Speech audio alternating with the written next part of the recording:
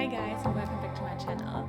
So in this video we're gonna try the second chance trope but with authors. I chose two books for this video that I am excited to read, but I have been hesitant because I didn't have the best luck in the past with these authors. I do hope that I have a better experience this time, but of course there's no guarantee, so I thought it would be fun to also film my reactions to it. And the two books I chose are When in Rome by Sarah Adams, and the second one is Better Than the Movies by Lynn Painter. So for Better Than the Movies, I heard actually really good things about this book. It's YA, and I do have better hopes that I will enjoy this one, because the other book I read by Lynn Painter was Accidentally Amy. I think I gave it 1 or 2 stars because the characters felt so immature. They didn't even feel like real people because they were supposed to be adults in their 30s, I think, and they acted like children. I didn't like the writing style. The whole plot, like the miscommunication from the beginning, was so silly. I didn't really care about their romance, about them individually. I just, in general, didn't care for this book. But I am more hopeful for this one because what I criticized in Accidentally Amy, that they're immature and feel childish, I think will be good in this one because it is YA and I expect them to be more childish or immature and have this angst and tension. So I am excited actually to read this one. But when it comes to When in Rome, I'm actually less hopeful because I read actually 2 books by this author. So this will be not a second chance, but actually a third chance. And honestly, if this doesn't hit, then I think I'll just quit and accept that this author is just not for me. I read the cheat sheet and the off-limit rule by Sarah Adams, and I didn't like either of them. I think I gave them both a 1-star review. I have the same feelings than for Accidentally Amy for them, that the characters felt just so silly, immature, just not really like people. I don't know. I didn't care for them individually or for their romance. They were both really not well written to me. The characters weren't fleshed out. The problem or the conflict was so stupid to me. I really didn't care. But I know that the cheat sheet is a favorite for a lot of people. So my experience is definitely not the overall opinion that people have on their books. And I heard also only really good things about this book. That's why I thought I would try for a third time Sarah Adams and see where it goes. And also I like the covers, and there's the second one, Practice Makes Perfect, and I also do like the cover. So yes, the covers do convince me to read these books, but if I don't like this one, I won't even try with the second one. But yeah, that's all I have to say for the intro for these 2 books, and I'll see you when I start reading them. So I decided to start with this one because if I had to put my money on which book I would like more, I think it would be Lynn Painter's book. So I thought I would get this out of the way, but you know, we're still hopeful. Maybe I will like this as well.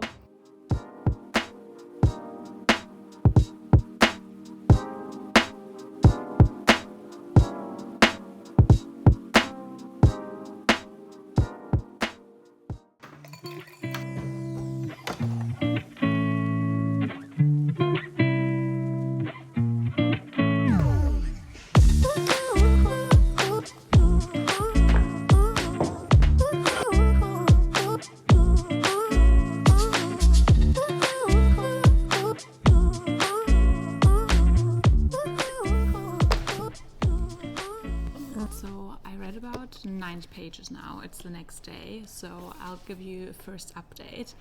And surprisingly enough, I really enjoy this book. I can't believe it. I really didn't have good hopes for this, but so far it reads really well, and it's definitely a small town. Don't be fooled by the title. This doesn't play in Rome, Italy. It plays in Rome, Kentucky, in America. And you have Ray, or Emilia, who is a pop star singer who feels burned out, and she goes to this small town, but her car breaks down in front of the house of Noah, who's the guy, and he lets her stay in the house, and she spends a few days in Rome, Kentucky, and gets to know the town but also Noah, and they feel attraction immediately. But of course, since she is a pop star and will only stay for a few days, they don't really want to do anything about it. And I think I will really enjoy this book, especially because I thought, since this is Fade to Black, that the attraction part that I like in books won't play a big role, but in this one she does a good job of still having that attraction, and also they already kissed on page like 50, I think, and having that described well as well, not just yeah, they kissed and that was it. I didn't know that she was a pop singer, and I think I said it in another video before. I don't always feel too connected with musical people, but in this book really it doesn't matter too much because it's not really about her career. I mean, she feels burned out, but it's not her singing all the time, at least not yet. Who knows, that can still change. And since this is a very short book and you have short chapters, I think if you need like a palate cleanser or just something in between that you want to read quickly, this would be a perfect book that really shows, you know, that you should give people, or authors in this case, a second chance. It might bring the unexpected.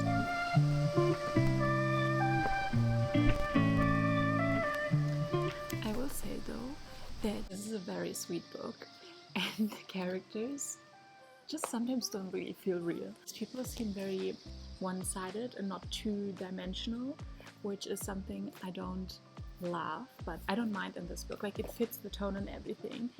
Also, I just remembered, I don't think I told you anything about Noah, but Noah lives in this small town, obviously, and he's a pie baker. He got the shop from his grandma, who I think also got it from her grandparents. So it's a very long tradition, and he doesn't seem to ever want to get out of this small town, which adds to the complication of their relationship or attraction, since he thinks he would never leave and she would never stay, and their worlds obviously don't connect in any way. I wouldn't say it's exactly Grumpy Sunshine, but in small doses it gives that vibes. He's definitely the grumpy one. I just wouldn't say that Amelia is particularly sunshiny. But the plan for today is that we maybe go to the beach and I'll read a bit more and give you another update, maybe once I'm like halfway through or there's anything interesting happening. But so far I can only tell you that I enjoyed a lot more than I thought.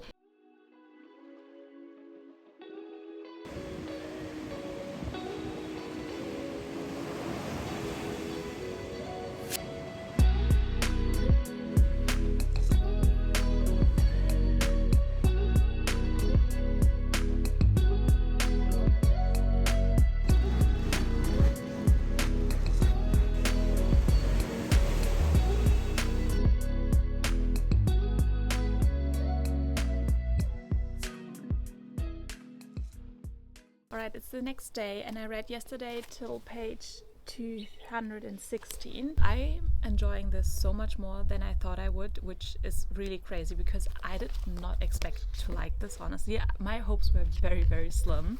But yeah, maybe I don't have to write off Sarah Adams after all. It's like a blueprint romance, I would say. There's nothing new, but it's very sweet. It's so easy to read, such a quick palate cleanser. One thing I'm really enjoying though is the little humor in here. This is actually quite funny, and I didn't have the same feeling with her other two books. And they're much more acting like adults actually, which is very nice. But for now, let's just continue reading and I'll hopefully give you today my final thoughts and finish this book.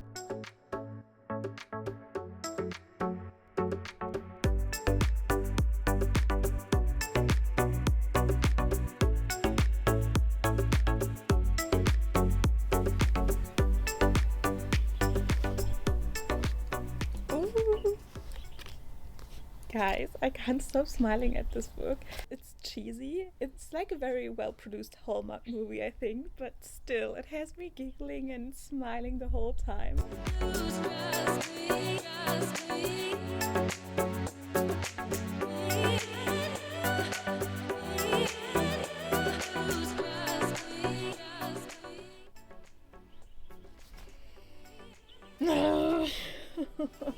Not quite the ending I wanted from the chapter, but that's okay.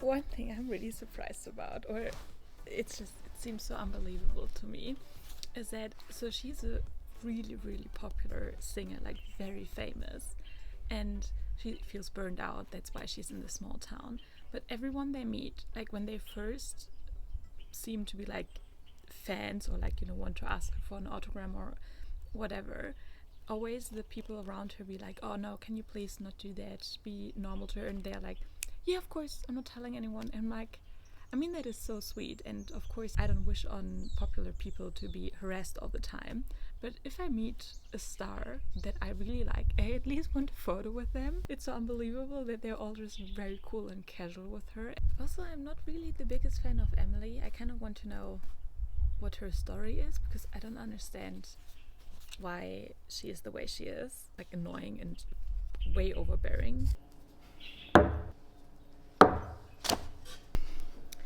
Alright, so it's a bit later in the day and I'm on page 275. I thought I would read with you the last about 15 to 20 pages. I'm actually very curious how the conflict is going to be resolved, and I do have a few more thoughts actually, but I think I'm going to tell you them all at the very end. Let's get comfortable.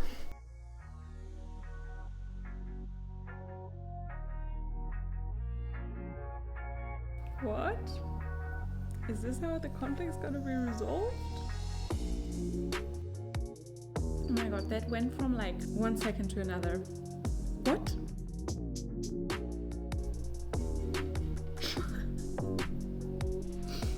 Why the mind shake? I'm so confused. I love this little town.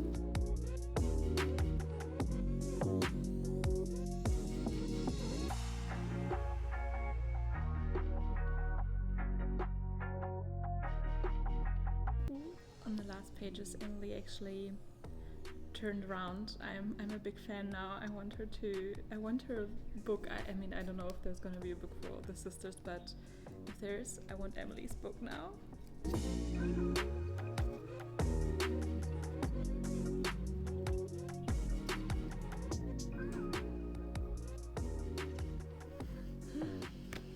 Alright, I finished the book. My initial thoughts are still the same. Very sweet romance, and I'm so happy that I'm not regretting reading this. It was really good. I'm sitting between a 3 and a 4 star currently, but I'll wait a bit and sit on the book for my final thoughts that I'll give you in the next update. I do have some in my mind, definitely want to talk about a few things, but I'll just give it a little rest for now. Hi, it's the next day and I thought about my final thoughts on the book and give you a quick review. I think if I want to be annoying, I would say this was probably a 3.75, but not to be annoying. You also know my rating now. I'm just gonna say it's a 4 star. And the thing is, this was very sweet. I would 100% recommend this, and I did not believe that I would say this about another Sarah Adams book. Honestly, this is just a very quick, easy read palate cleanser. If you want something that is just around 300 pages, you don't want to think about it too hard, you just want something that is a very sweet romance. I think the best way really to describe it is like a Hallmark movie, but a good quality one. If that sounds something you would like, then go ahead and read it. The thing that I would criticize, or why it's not like 100% 4 star, is that just I think the people were all just a bit too perfect, too sweet, and I don't really enjoy that. It really feels like, yeah, it was written, you know, it has nothing to do with real life. To me, the whole thing that she was a famous singer kind of felt unnecessary. She could have had any other job that was just high maintenance or stressful and had to be in a big city, because the plot about her being famous didn't play any role. The way it was handled, her popularity and her celebrity status, was in a way that I think was super unrealistic and didn't add anything to the plot. So why make her a celebrity? I think there were so many interesting ways you could have explored that. And also the last 50 pages, oh my god, were so quick, like how they resolved the conflicts, and even any other side character or side story they had going on were resolved so quickly. And that's also something I don't enjoy, to have everything wrapped up very quickly just so you have a perfect end. I said it before, not everything can be perfect in real life, so why would it be in a book? And I think just a bit too ideal for me. And why I also didn't like that she was a celebrity is that the problem of her being famous really only came towards the end, and then it was resolved in like 1 chapter basically. Kind of made me believe that those two won't make it afterwards. Like, nothing has me convinced that they will actually stay together. Again, it was super sweet romance. I don't want to sound too negative. This is just my critique why it wasn't anything higher up, but I really enjoyed it. Again, if you want something easy and sweet, please go read this. And I'm excited for the second one. I'm a little bit disappointed because you don't really get any hints of who's going to be the second book about. And I think, you know, for example, Anna Huang always does a really great job to make you super excited. And now we're going to jump into Better Than the Movies. And even before reading the other one, I was more excited to read this one. But after that one turned out so well, I'm even more hopeful that this will be better, and my second chance for Lynn Painter is well worth it. So I'll update you once I'm again about 20 to 30% into the book.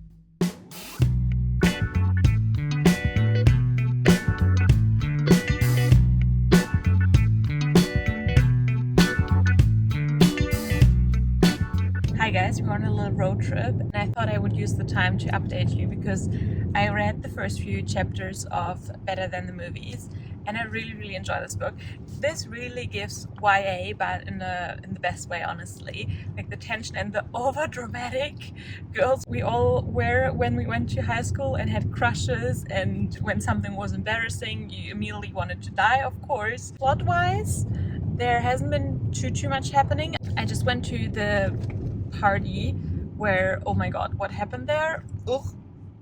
Did not enjoy that part, but it was kind of funny. Yeah, we have Elizabeth, or Liz, who is crushing on Michael, and he just came back actually from, I don't know, he moved away and now he's back, and he was her childhood crush. And I love how optimistic she is that he can fall for her in like 2 weeks, because then is prom and of course she needs a prom date and it has to be him. But there's also Wes, who is her neighbor, but they have like this rivalry going on. The romance is gonna be between them. So Wes is gonna help Liz for her plan that Michael should fall in love with her.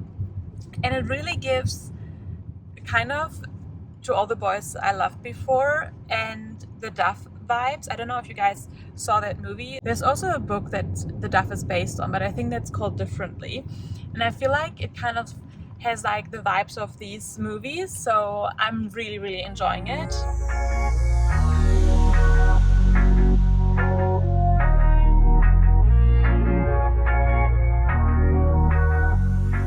took you guys in the bathroom of the Airbnb. I wanted to do a quick update before I get ready for bed.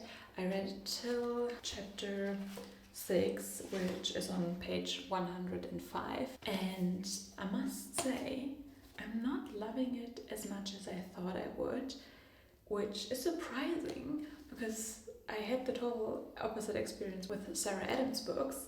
And this is not to say that I'm not enjoying it. I am enjoying it. I just don't really get why people think it's like anything new or like a 5-star read, because right now it really reminds me of the book and especially the movie The Duff. I just got to the fake dating trope and I do like that. The main character Liz is described very quirky and I just don't connect to characters like that. And also, I don't know, the people, how they talk about her clothing, I'm not a big fan of like shaming someone's clothing or anything like that, especially nowadays. I mean, come on, I probably sound like grandma right now, but I feel like you can really wear anything. Like, is there even bad taste? Some of the new trends and style I don't even get. Also, I don't feel a romantic connection between Liz and Wes. There's a friendship, but it's just the friendship vibe. And another thing I don't like, I don't want to read about how you lie to your best friend, or supposedly best friend. So I'm halfway through the book now. I don't know what to say. I'm so surprised that I'm not enjoying this one as much as I thought I would. Like, my expectations were so much higher. I just don't feel the romantic vibe between Wes and Liz. Their banter almost seems like sibling stuff to me. I think that's the first time I'm ever gonna say that about a book, but I feel like this would work better as a movie, but not in a book. Like, this really captured everything a rom-com film would do and put it into a book, but it just doesn't work for me. So the title, Better Than the Movies, I find very ironic now. I do like Wes though. I think he's very cute. I thought this would be like a crazy, great new romance and would make me fall in love with Lynn Painter, because she is known for her YA books, and if her YA books are like this, then I don't think she's really for me, to be honest. I'm not giving up hope. There's still half of the book left.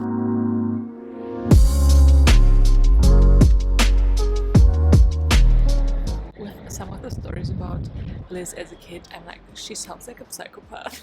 Like a love-sick puppy psychopath. Okay, reading update from my bed. It's our last night in Cape Town and we're flying home tomorrow. I'm on page 246 and I had to put the camera on because from like page 240 all of a sudden I was invested in the story. Like it actually got really good and now I like want to read and know what's going on. Liz, I don't think will ever be my favorite person. You know, it's YA and she is a young person. Of course she can't be perfect, nobody is. And I do like, for example, her relationship with her stepmom and like how layered it is. But what I don't like is that when she feels something that she just doesn't communicate that and then gets pissed that everyone else doesn't respect her feelings.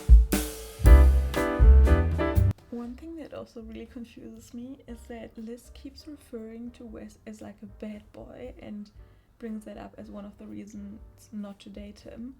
But there hasn't been one thing that hints that he would be a bad boy or even seem like a bad boy from the outside.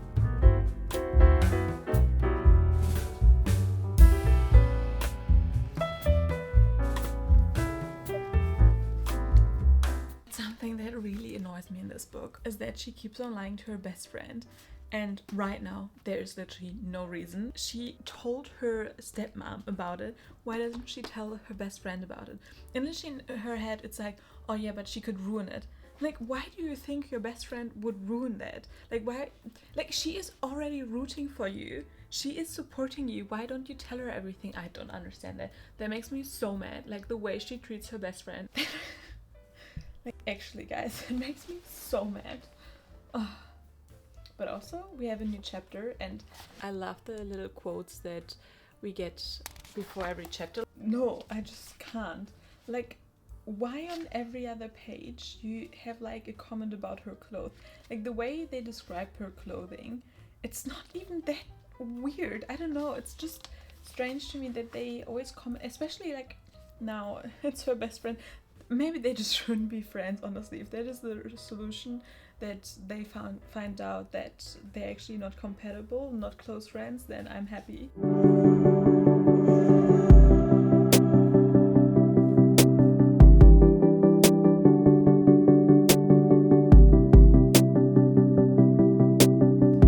Alright, I found a quiet area because I'm still at the airport. I just wanted to quickly update you guys that I finished the book and wow, the last 100 pages totally made up for the book, but I'll give you my final thoughts and rating and everything once I'm home. Alright, so I'm back home and I had some time to think about my final review of Better Than the Movies.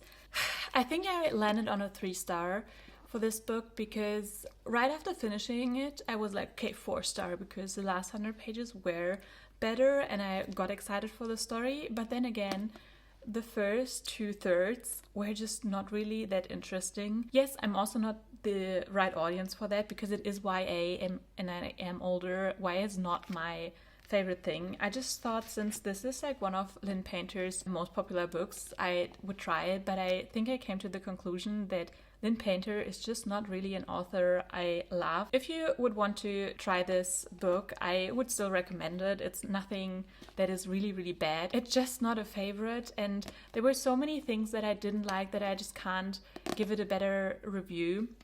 For example, I think Liz is a very unlikable main character.